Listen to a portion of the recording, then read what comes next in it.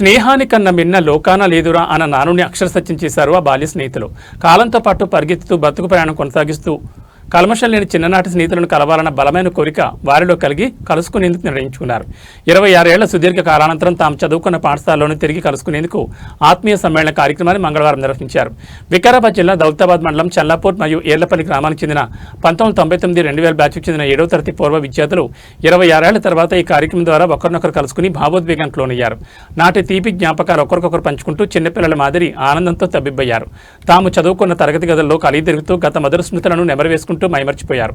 నాడు తమకు విద్యాబుద్ధులు చెప్పిన గురువులకు పూలవర్షం కురిపిస్తూ ఘనస్వాగతం పలికారు. అనంతరం గురువులకు పాదసేవ చేసి ఆశీస్సులు అందుకున్నారు. శాలువాలతో ఘనంగా సన్మానించారు. నాడు పాఠశాలలో పలకా బలపం పట్టిన నాటి నుంచి నేడు తాము నిర్వర్తిస్తున్న బాధ్యత వరకు కొనసాగించిన ప్రయాణాన్ని ఆత్మీయ సమ్మేళనం వేదిక ద్వారా పంచుకున్నారు. పూర్వ విద్యార్థులు కొనసాగిస్తున్న జీవిత ప్రయాణం పట్ల వారి గురువులు సంతృప్తిని వ్యక్తం చేస్తూ పలికించిపోయారు. పూర్వ విద్యార్థులు చూపించిన ఆదరాభిమానాలతో గురువులు కళ్ళు చెమర్చాయి.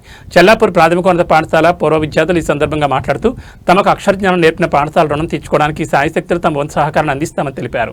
స్నేహాని కన్న మిన్న లోకాన లేదురా అన్న నానుని అక్షర సత్యం చేస్తూ సుదీర్ఘకాలం తర్వాత కలుసుకున్న పూర్వ విద్యార్థుల కలయిక చెదిరిపోని పాత కొత్త జ్ఞాపకాలతో అపూర్వ ఘట్టంగా వారి మధ్యలో మిగిలిపోయింది. ఈ ఆత్మీయ సమ్మేళనంలో విశ్రాంత ఉపాధ్యాయులు సుదర్శన్ రెడ్డి, గోపాల్ నాయక్, రాములు నాయక్, కిష్టయ్య, అనంతప్ప, మల్లేశం, సాయప్ప, కిష్టయ్యతో పాటు పూర్వ విద్యార్థులు పాల్గొన్నారు. కూడా వచ్చి మళ్ళీ తర్వాత 2015లో ఇక్కడ 2 సార్లు పనిచేసిపోవడం జరిగింది. మరి ఈ ఊర్లో ఈ 2 విలేజ్లలో కూడా మాకు ఆత్మీయ కుటుంబ పరంగా కూడా మాకు మంచి సంబంధాలు మీ పేరెంట్స్ తోటి కూడా ఎక్కువైపోతున్నాయి. కాబట్టి సార్ వాళ్ళు ఏమనంటే వెంటనే వచ్చారు.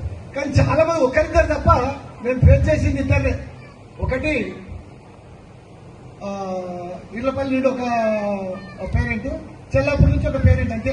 బూది వాళ్ళ తండ్రి ఎక్కువ రావాలి. కొట్టకు సార్ మా పిల్లగాని అని చెప్పి కొట్లాడకే రావాలి. ఆయన అందరికంటే ఎక్కువ నేను బ్యాచులర్ ఉండేటటువంటి వాడిని. నేనే టిఫిన్ తీస్తారంటే ఎక్కువ.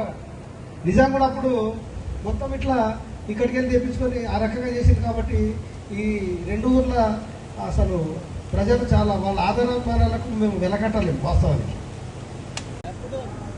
మీ ఊరు అపాయింట్ కావడము నా అదృష్టంగా భావిస్తుంది. మా ఊరులో కూడా తీసుకోలేదు. ఎందుకు తీసుకోలేదంటే ఊర్లో కొన్ని సిచ్యువేషన్స్ బాగాలేకపోతాయి. వేరే ఊరు పిల్లలకు మధ్య చెప్తేనే బాగుంటుంది అన్న ఆలోచన నాకు కలిగింది ఆ రోజు. కాబట్టి అందులో ముఖ్య పాత్ర ఎవరిదంటే సుక్కారెడ్డి, తర్వాత మా ఊరి మాన్యప్ప. ఆగండి సార్, కొద్దిగా నవ్వండి సార్. అందరూ సీరియస్ గ్రూప్ ఫోటో ఇది. రెడీ అందరూ ఒకసారి చూడండి. Ready, once again smile please. అనుగుణంగా కాలం మార్పు చెందుతూ ఏమైతుందంటే కుటుంబంలో కూడా పిల్లల సంఖ్య తక్కువగా అంటాడు, ఒక్కరిద్దరు పిల్లలుగా అంటాడు. ప్రేమలు అనేది ఎక్కువైపోయింది వాస్తవం. ఇప్పుడున్న తల్లిదండ్రులు నిందించడం లేదు. నేను గతంలో కూడా ఏంటంటే ఉమ్మడి కుటుంబాలు ఉంటే ఇంటి నిండా 7-8 మంది పిల్లలు ఉంటుంది.